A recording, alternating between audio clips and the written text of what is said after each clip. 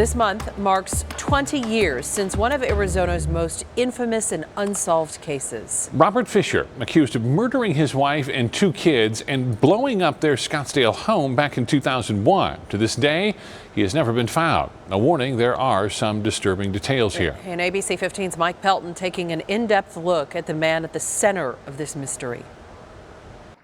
1, 2. Before Robert Fisher wound up one of the FBI's 10 most wanted. Happy birthday, dear Brittany. He was a dad to Brittany and Bobby. Don't say anything. A husband to Mary. Mary was sweet. She was, he would probably say she was a little difficult at home, but I think anybody with, everybody has problems. They didn't have any unique problem that was different than anybody else. Pastor Greg Cantelmo knew Robert and Mary well, the family part of his Scottsdale church. He even still remembers the smoke billowing above their neighborhood. There are people in there and this whole house exploding. Friends and investigators don't know for sure why Robert Fisher allegedly murdered his wife and kids, blew up the house, and vanished.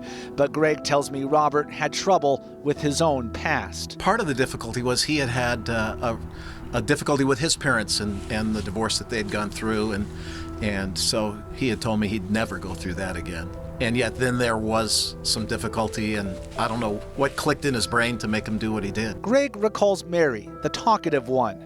Robert, a part of men's ministry. He was a quiet guy.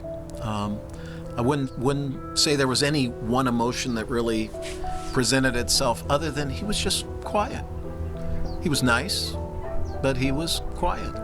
A police report that spans more than 400 pages details Robert Fisher's life. He enlisted in the Navy, tried and failed to become a Navy SEAL, a former firefighter, and a man who people recall had odd behavior. Quote, a photograph of Robert was found in which he was covered from his head to waist in animal blood, standing next to a deer he killed. Those two things can coexist, right? So you can have somebody who's struggling with some mental health issues, but who also has capacity to plan and cover up tracks and whatnot. Dr. Tess Neal is a forensic psychologist at ASU. She has not worked on this case, but we asked her to weigh in on details that are publicly available. Just very controlling almost in the way he was living his life.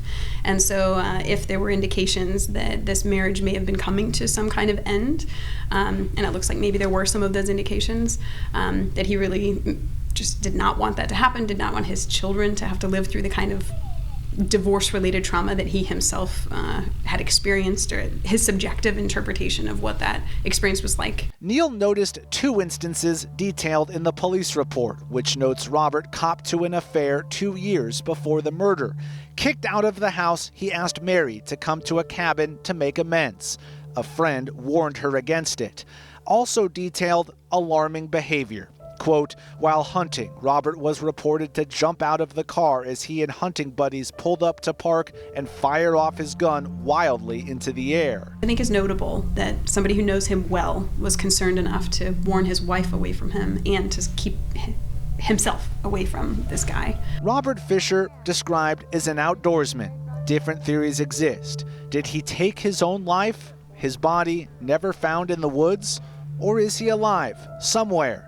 Perhaps watching this story right now. It's a really big fire behind. It just like blew up. In terms of popular psychology, popular culture, people might think that, oh, this guy must be a psychopath to do something like this. And maybe he has, he does seem to have some kind of flavor from this kind of dark triad of personality, but he also had some pretty strong protective things, I think, that don't necessarily go along with that. Like it seems like he really did love his family. He did have this connection with his sister, as far as I could tell, and other people in his life. So I think there's just some sort of interesting flavors to this guy, but yeah. And also some things that are surprising that you wouldn't expect from a sort of pure psychopath type. Robert, hi Robert. Robert Fisher would turn 60 this month. Mike Pelton, ABC 15, Arizona.